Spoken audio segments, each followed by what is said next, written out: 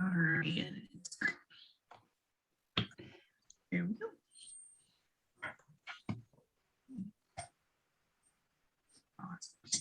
Good evening, everyone. We're just going to wait a couple minutes while everybody logs in and gets settled in front of their computer. We're so happy to have you here tonight when we talk to Amelia Osterud about her book.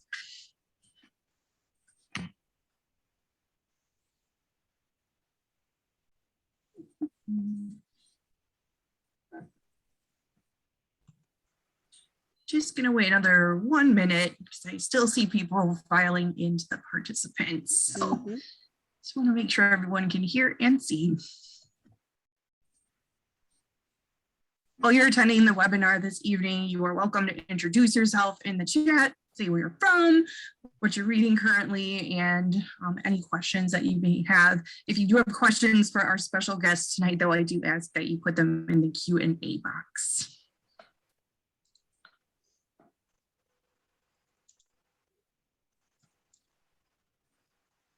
All right, let's get started. Good evening and welcome to the Milwaukee Public Library Book Chat. Each month we focus on a different theme and occasionally bring in special guests from the community. My name is Beth. I usually work at the Milwaukee Public Library East Branch, and with me tonight is my co-host Mary, who works at the King Branch. Feel free to use the chat box to interact with each other and to share your book recommendations, but do use that Q&A if you have specific questions for Amelia. She'll be answering those before we get into our book recommendations. Include your name and pronouns if you want us to use those. I'm going to hand it over to Mary to introduce her special guest. So tonight we've got Amelia Klem Osterud, who is a tattooed librarian from Wisconsin. She has a master's degree in history from the University of Wisconsin-Milwaukee and writes and lectures on the subject of tattoo and circus history. Amelia is also the branch manager of the brand new Good Hope Library. Welcome to Book Chat, Amelia. Thank you. All right, I'm going to turn the slides off while we're talking. So why don't you give us just kind of a brief synopsis of your book, which I have a copy of here, which is called The Tattoo Lady, A History, for those who haven't yet. So my book is literally about the history of tattooed ladies of the circus. The time frame I look at is very specific because the first tattooed lady started working in circus and sideshow in 1882, and the very last one retired in 1995. So I cover just over 100 years, and there's a number of other things about general tattoo history, circus history. I do a lot of like little mini biographies of a number of the specific performers and talk about like what type, like how their act would look and what types of things they would encounter in working in sideshow and circus. Yeah, sort of trying to paint a larger picture of what these women would have gone through and what they would have experienced and what audiences would have seen. It actually stemmed out of my master's thesis in history from UW-Milwaukee. And the main question I was originally trying to answer was, why? Why, if you were a woman in 1882, would you get your entire body tattooed, take off most of your clothing, which was incredibly scandalous, stand on a stage in front of a bunch of people and tell them crazy stories about how you got tattooed? And really the reason I find boils down to two things. One is it paid really well. They did it for the cash. It was a well-paying job, especially if you were mostly these were working class women, so women who didn't have access to higher education, didn't have access, like weren't born into wealthy families. This was a way to earn a good living, as well as be able to travel, be part of a community that was very inclusive and fairly different from, if you were, again, late 19th century women, if you were someone who sort of chafed at, being at home and being in so-called, normal restrictive society, the circus and sideshow was a little bit more of a free place. Like I said, you got to travel, you got to meet lots of people. It gave you a lot more freedom than most women would have had in that time period.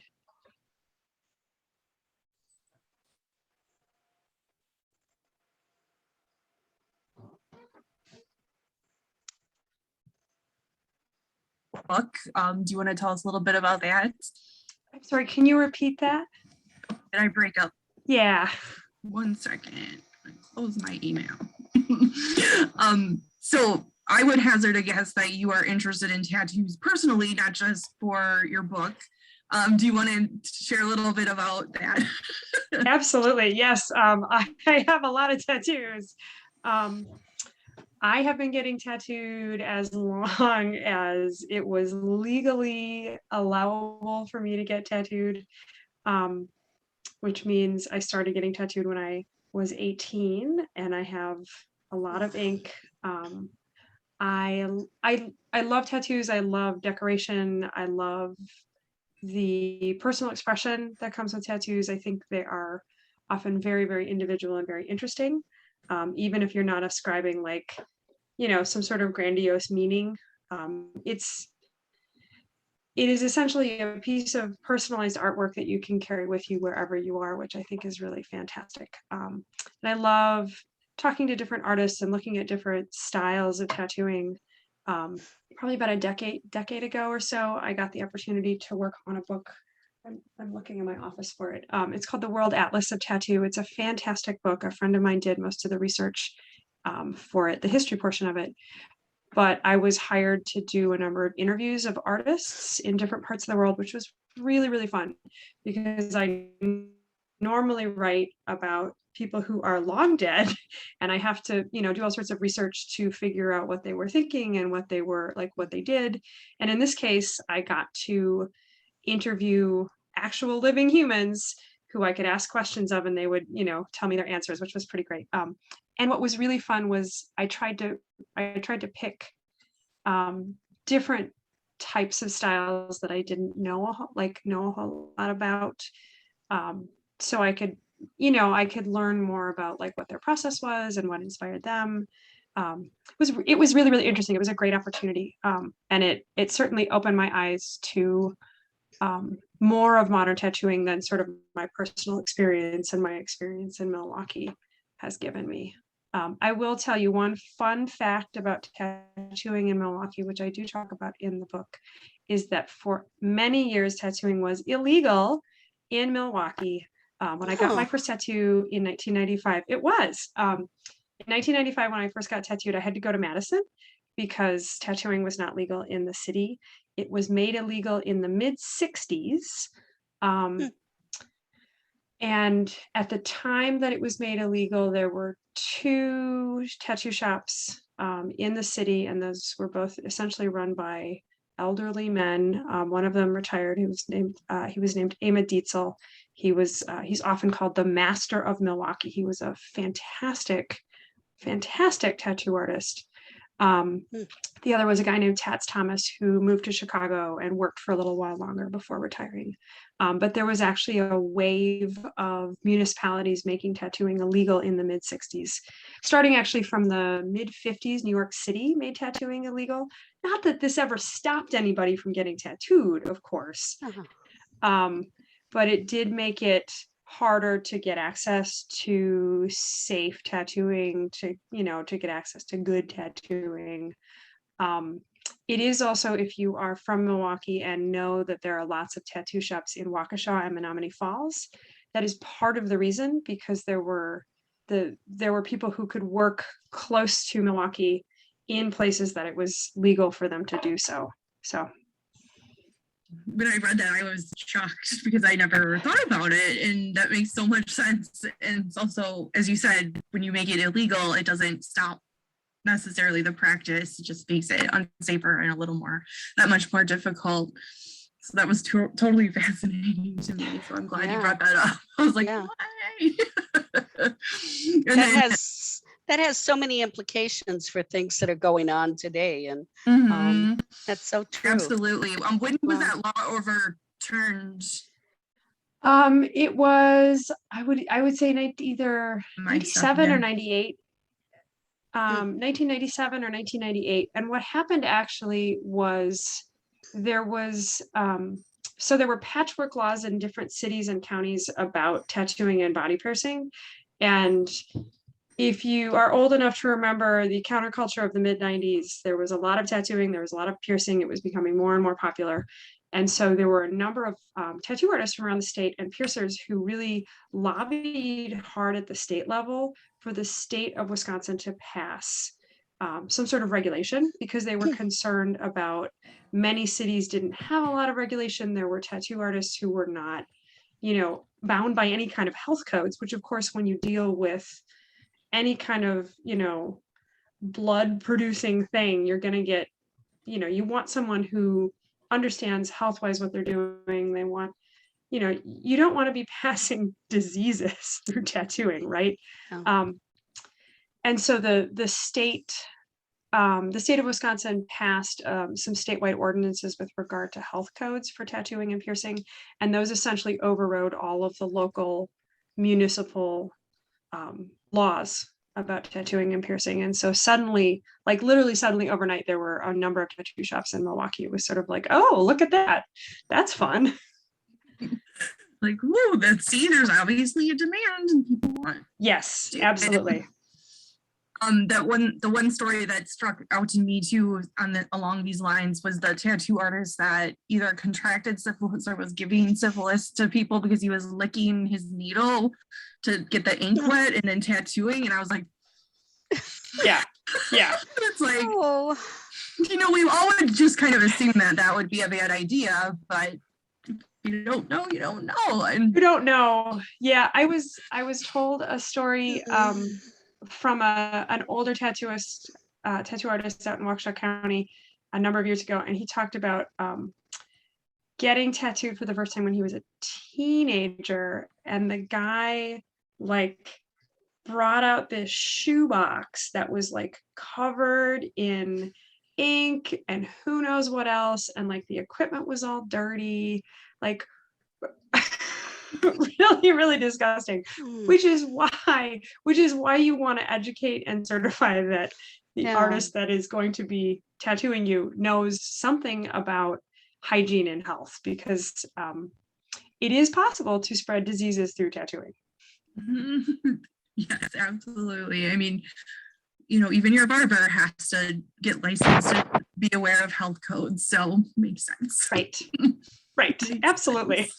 Yeah, I loved all those little anecdotes in your book so much, and the photos were so great.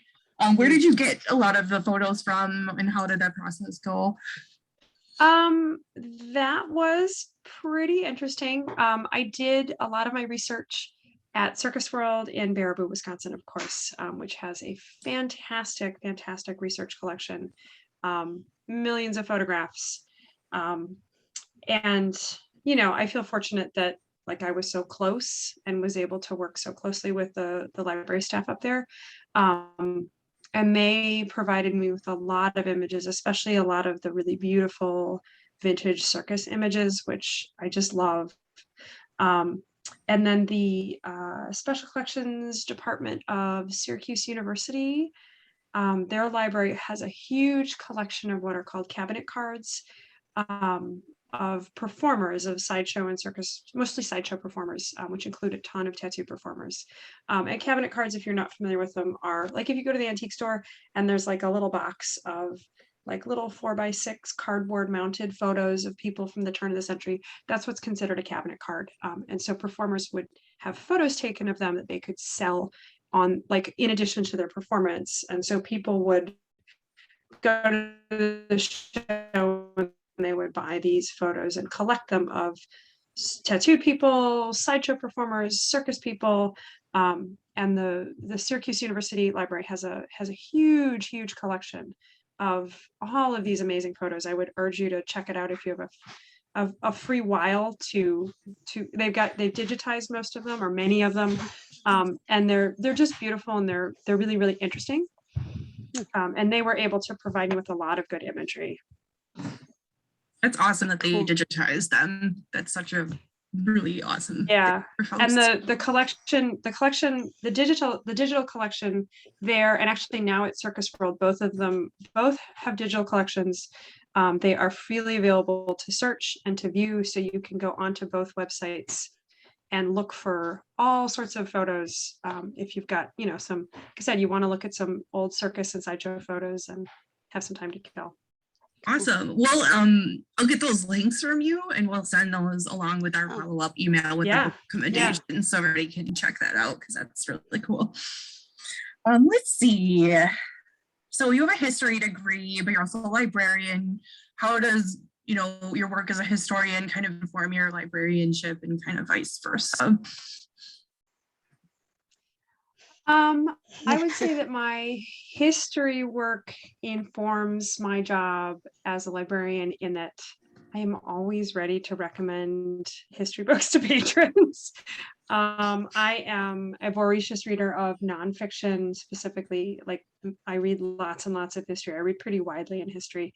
And I love reading history about things that I don't know a ton of things about, just because I'm interested in knowing like what happened and what influenced what. And so like I said, I try to read pretty widely, and then I like to recommend books to patrons, and vice versa. I will say that my librarianship really helped in doing the research for this book, just because I feel like I learned much more than the average history student in how to research and what resources were out there, good research skills, good research techniques. I feel like the librarianship really made it possible for me to do all the digging that I did, because a lot of the research that I did to write the book came through using newspaper databases. I use Ancestry.com like crazy to do historical research, just because it's a wealth of information. It's super well indexed. It's really well organized. I feel like as an average history student, average history master's student, like I wouldn't have come across this stuff because it's maybe not your typical resource that you would go to do historical research. But like for a lot of these women, these were not women who left, they didn't leave diaries, they didn't leave letters, they didn't leave records, like they didn't leave, like there are no archival caches of tattooed lady records, right? And so it's a lot of like searching through newspaper databases, just all the different text permutations you can think of to find all of the different things they were called and all of the different names they went by, and then trying to figure out where they came from and who they were as non-performers, right? Took a lot of like digging through census records and birth records and passport records and all these things that, like I said, I think as a history student without the library science background and education, I wouldn't have gotten to that point. That's amazing. You probably would have needed to enlist the help of somebody like you. Yes. And like they would have hopefully steered you along those paths. So that's kind of cool that you could do that for yourself. Let's see. Mary, did you have any questions you wanted to ask? Do you have plans for future book, Amelia? I do actually. Good. I am working on a biography that I'm working on for a number of years at this point, about a tattooed man named Captain George Costantenis. He was the most famous tattooed man of the 19th century. He was essentially more or less edged off the stage by the ladies of the 1880s, mostly because if you could, your choice as an audience member, you could look at some tattooed guy, right, who was, probably a former sailor, or you could look at a tattooed lady and she's not wearing a lot of clothing. I mean, there's definitely some sex appeal in this act, right? So right, we're like, let's be honest here, that if you look at photos of these women, you're like, okay, when everyone else is wearing long sleeves and like high necks and skirts to your ankle, these ladies are wearing like tank tops and shorts. That's not normal, it's a little bit of prurient interest here going on. But so before 1882, there were a number of tattooed men who worked in sideshows. And so my research now is into literally the most famous of these tattooed men, who was supposedly a Greek Albanian who traveled through he traveled through Greece, he traveled through Egypt, he ran around across the steppes of Asia, he got tortured and tattooed in China. All of this is made up, FYI. All of the stories that you read about tattooed performers, right? Every single story, you should look at it with not just a grain of salt, but many, many grains of salt, because essentially these are stories made up to entertain an audience, and they're fantastical and they're wonderful, but they're really, really not true. But what they do is they tell a lot about what types of things the audience would be interested in, like what types of things, you know, is going to hook an audience's attention and really appeal to them, you know, essentially to part with their money to come in and see an act, right? So the stories themselves are really interesting, but not because they have anything truthful in them. Kind of like popular fiction of the time and what would appeal to the audience of that time, or like a TV show that you would be watching. So that's really, I like hearing that from you, because that makes so much sense. It's like, why would they have concocted this wild tale? And seeing did you find any commonalities between some of the stories for some of the performers in certain times? Like they would kind of hit certain tropes, I guess, for lack of a better word. Absolutely. Oh, there's a cat. Excellent. Shotzi. Shotzi's the other star of Book Chat. Oh, yay. Yeah, there were a number of tropes. The biggest from the 19th century for both men and women was, as I mentioned with Captain Constantinus, was I was captured and tattooed against my will. That was the theme of many of these stories, because essentially the performer was giving an excuse, right? So as opposed to standing on stage and saying, gosh, I got fully tattooed so I could stand up here on stage and take your money. That doesn't appeal to audiences. No, that's not gonna make a good act. By saying someone did this to me, you've given an excuse why you look different than everybody else, right? Why you look, I mean, realistically, fairly extremely different from most people of your time. It's not your fault. Someone did this to you. They did this against your will. You were traveling somewhere. You were like in the South Seas because you were out sailing, and you shipwrecked, and the savages, they tattooed you. Obviously, there is a core sort of a core storyline of imperialist exploring and a lot of racism thrown in there, because these are stories written in the 19th century about people who are considered the savage other, right? So you're combining this sort of excuse why I got tattooed with also this, you know, American and European Western view about other people who they consider different and consider not quite as good as the standard European or American white person, right? So there's all these sort of like weird messages mixed in here, which again, they tell more about the audience and the time period than they do about the performer.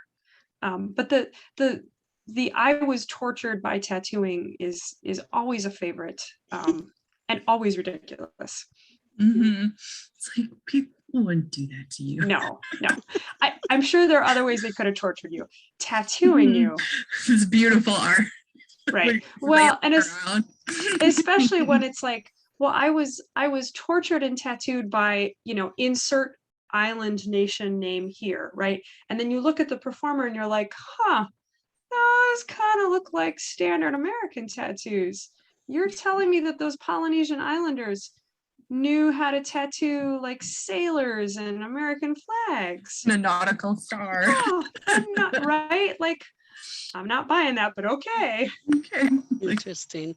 I love that so much. Tell us where our listeners or watchers, I guess, can get your book. Well, they can get it at the Milwaukee Public Library. There are multiple copies that you can check out. It is also available for sale online. I would recommend either. As a librarian, I recommend you use your public library. As an author, I recommend you buy my book. So it's kind of hard, you know. Please buy it, right? but please use the library too. Yeah, it's right. People gotta check it out. The more we have to buy, and you know, it's a great gift for somebody looking for an unusual history book to read. I've been told if you're shopping for the holidays, especially for books, you should do that ordering now because Yeah. the Ooh, chains okay. are very bad. Well, I guess that's all of our questions for Actually, there are a couple in the Q&A. Awesome. Let's see. Somebody would like to know, Amelia, if you could be in a sideshow, what would your talent be?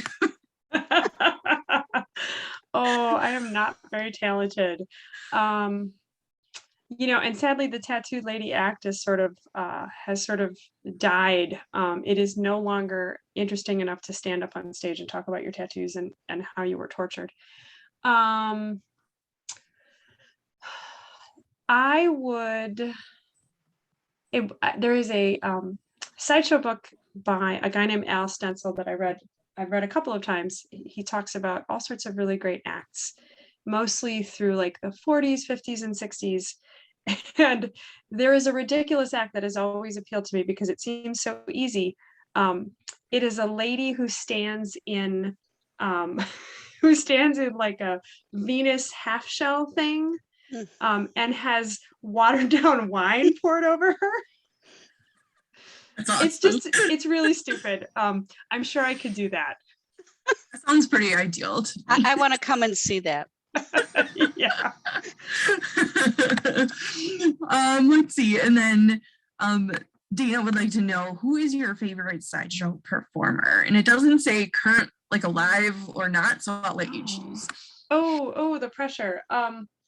My favorite sideshow performer. Oh my goodness. That is a really hard question. Usually it's the person I read about last.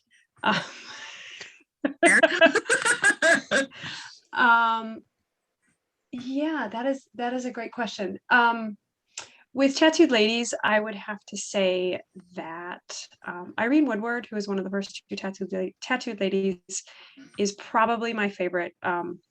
She was very lovely, by all accounts, well-spoken. She traveled throughout Europe for the second half of her career. There she is. Yeah. Cool. She like everything I read about her just really, like, she struck me as a true professional. She struck me as a wonderful, like, nice human being, like genuinely nice human being. And she came from such hard circumstances. She was born in Philadelphia. Her mother died when she was in her early teens. After, like, her mother had, it was the 19th century, right? So her mother had baby after baby after baby, and the babies kept dying, and then eventually her mother died. And so she was left with her Civil War veteran father and her younger brother and no mother, and I think probably had to go to work fairly early to help earn some income for the family. And she managed to, through, again, so we don't know all the details, right? Because she didn't leave a memoir. She didn't leave any notes. She became a tattooed lady in 1882. It looks like she started in Chicago. She got married and her husband was her promoter. They had one young son. And she got herself from this sort of like, well, that seems like a really, really rough start, to a pretty good spot in life that gave her some pretty unusual opportunities. And she had all sorts of really interesting tattoos. I actually have one of her tattoos reproduced on me, which is it's a beehive that says "Never despair" and "Nothing without labor," which I think are really, really good mottos.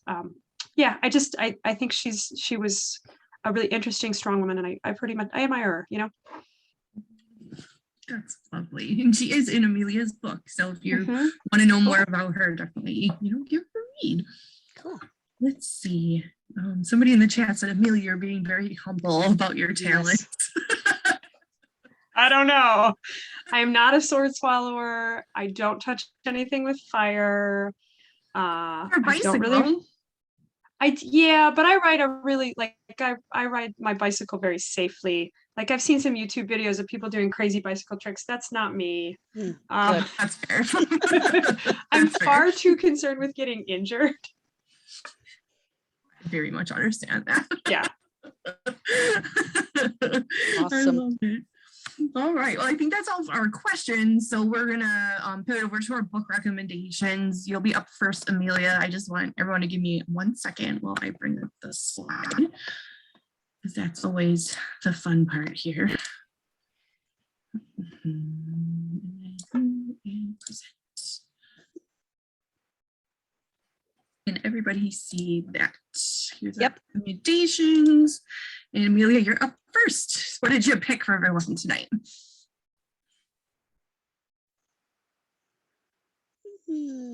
Uh-oh. She might be frozen. I was like, is it me again? Well, why don't we let Mary go Okay. first, and then we'll come back. Just a second here. Okay. So I chose for my books, the first one is The Night Circus by Erin Morgenstern. And Le Cirque de Rêves, which is the Circus of Dreamers, appears magically at sunset and is gone by sunrise. It features such wonders as a blooming garden made all of ice, acrobats soaring without a net, and a vertical cloud maze where patrons who get lost simply step off and float gently to the floor. It follows no set schedule, appearing without warning and leaving without notice. There are two magicians. One has a daughter named Celia, and the other has an orphan ward named Marco. Both are being trained to do magic in ways that astound the circus goers, but is actually a competition meant to lead to the loser's death. But Celia and Marco have fallen in love and must devise a way in which they both survive. I loved that book when it first came out. And when I was looking at the circulation today, it looks like it's still popular because quite a few copies were still checked out, so or currently checked out. So I really recommend that book if you haven't read it. My next book is Water for Elephants by Sarah Gruen. Water for Elephants tells the story of Jacob, an almost veterinarian who quits school when he learns of his parents' death. He jumps a train only to find that he has jumped on a circus train. When the circus ringmaster learns that Jacob has a veterinary skills, he brings him on to care for the animals. But a difference of opinion on the care of a star horse causes August to threaten that he will throw him off the train. Jacob is able to redeem himself when he cares for Rosie, an elephant who for some reason won't obey commands. He discovers that Rosie only knows Polish. The movie based on the book is good, but nothing beats a good book. My final book is The Patron Saint of Pregnant Girls by Ursula Heggie. The patron saint of pregnant girls starts out with the Ludwig Circus arriving on Nordstrand in Germany. But when the show ends, the town is hit with a 100-year wave that claims the lives of 3 children. The parents are torn apart, the husband escaping with the circus, and the mother, Lotte, losing the will to care for their surviving son. The other 2 women form a complicated relationship with the mother, stepping in to care for the son and Lotte. But the return of the husband and a plan to reunite the family threatens their friendship and forces the other women to bring them back to reality.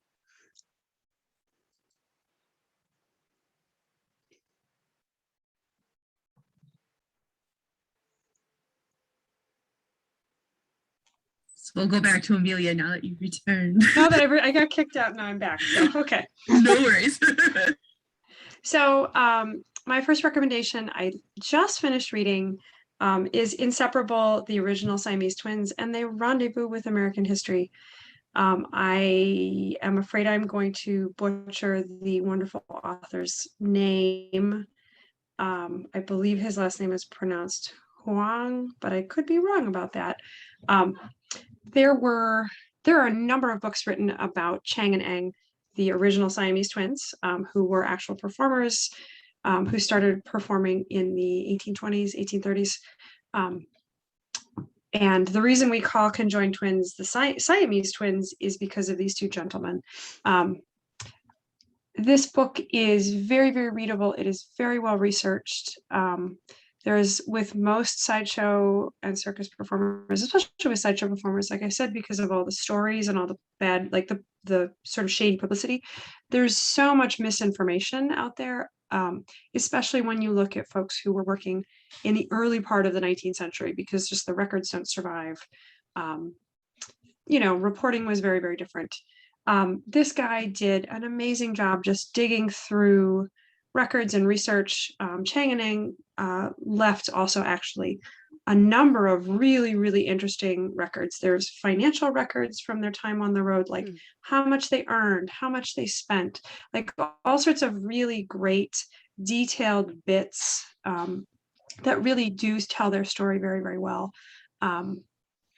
Also, what this gentleman does is he ties in 19th century literature, popular literature of the time, with things that are going on in Chang and Eng's life. Like he does a great job of explaining the world around them and what the time period around them was like, and what their act really meant to society. Like try to explain what audience members in the 1830s would have thought about these two conjoined gentlemen.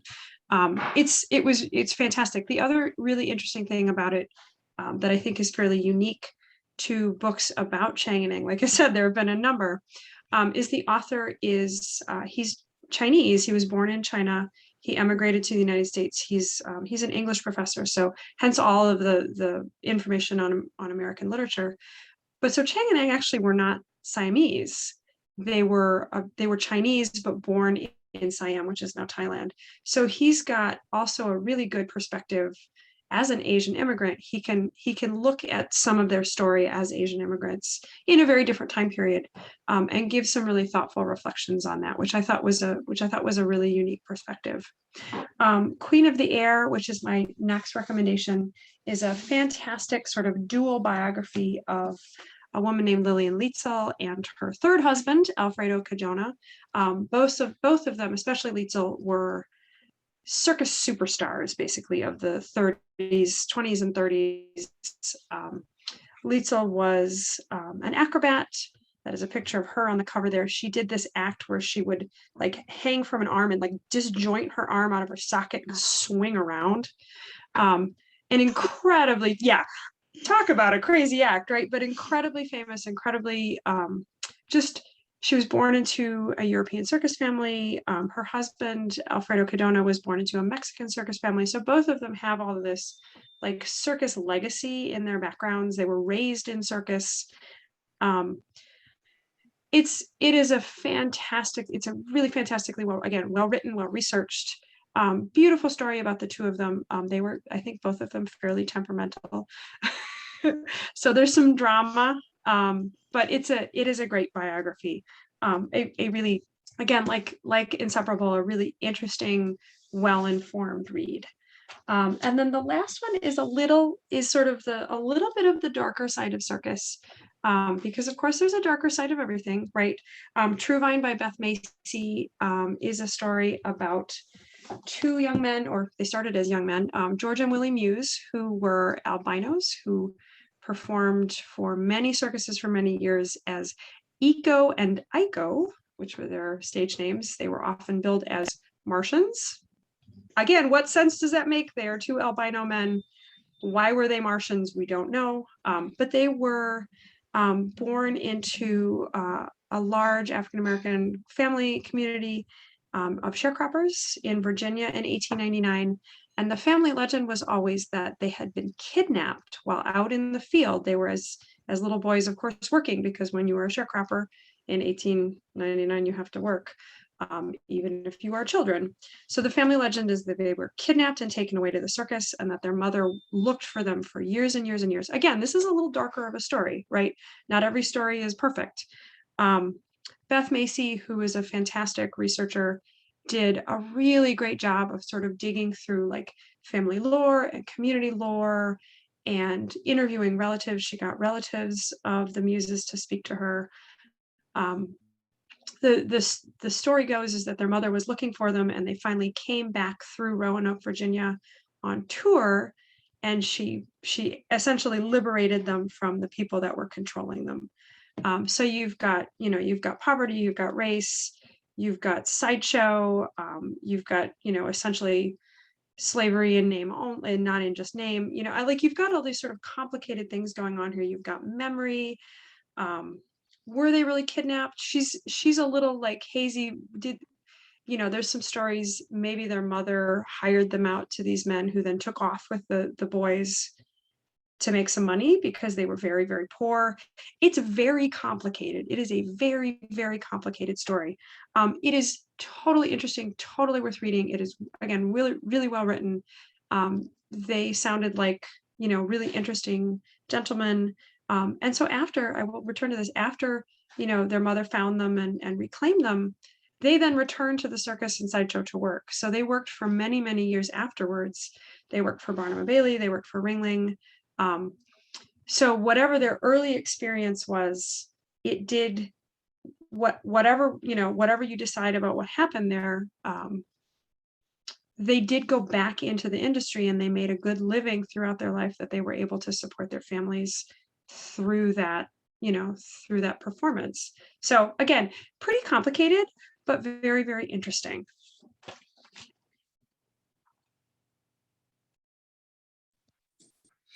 I just heard my kids start singing in their own little sideshow. I'm like, oh boy. So if you hear something, that's what it is. I love those pics from both Mary and you, Amelia. Those are awesome. I've read just one, Night Circus. So I'm gonna have to check out the other ones. I'll go next.